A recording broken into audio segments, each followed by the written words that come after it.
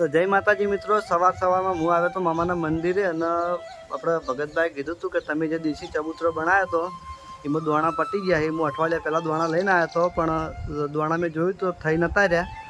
પણ આજે ભગતભાઈ કીધું હતું રાત્રે કે કાલ તમે વહેલા આવજો, આપણે દોણા આપણે ભેગા થઈને ભરી દેવું. તો આ તમે જોઈ શકો છો સામે, પછી નેચેથી દેખાતું નહીં પણ હું તમને ઉતારીને બતાવ્યો.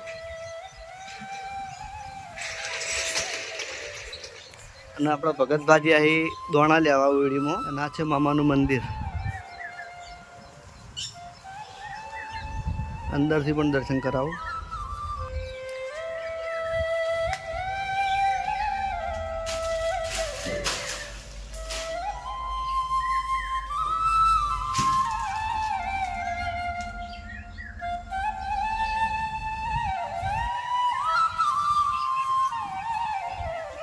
અને આ છે લોકેશન.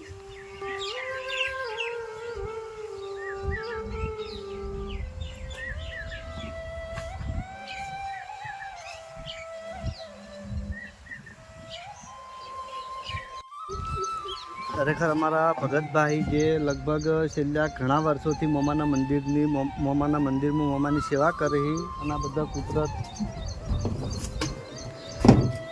બેસી જજો, એની વાત જોઈને જ બેસી જવાય અને અવાજ રહેવાનું. અને મંદિરની આખી સાફ સફાઈ, મંદિરની પૂજા, આખા મંદિરની સાફ સફાઈ, મંદિરની પૂજા, ચકલાના દોણા, કૂતરાનો રોટલો, આ બધું અમે ઘણા વર્ષોથી કરતા આવે છે. ને 2 ટાઈમ આવે, સવારમાં 8 વાગે આવવાનું ને સાંજે 4 વાગે આવવાનું. ભગતભા પાણીનો જગ સાફ કરીને લાવી દીધો. હવે લૂંછી નાખો, અમે પાણી ખાલી ના રહેવું જોઈએ, અને કે દોણા બધા સોટી જાય. ભગતભા ડોલમાં બાજરી અને જગ સાફ કરીને લઈને આવ્યા છે. ભાઈ શિકનથી મને હાલ દો, હું લઈ લાવ. જો જગનો આખો સાફ કરી દીધો ચોફેરથી, અને બાજરી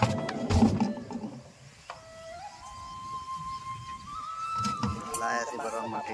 તો હળો હે તો કાપો ચિયો કટમ કાપીને નારતો કરીને એવું હવે લાવો કે આટલો છે ને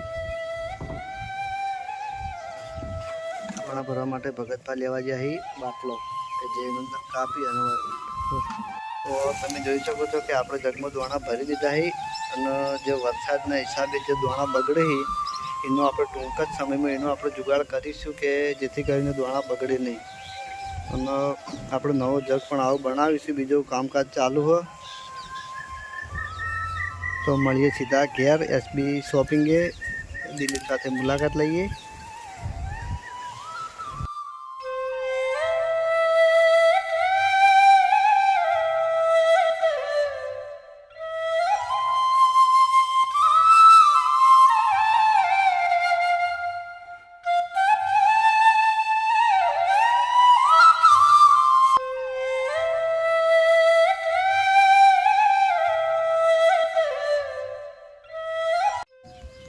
તો હવે આપણે જઈએ ઘેર. વૈકણ આપણે જે કોમે આવ્યા હતા એ કોમ આપણું પટી ગયો, જોઈ લો.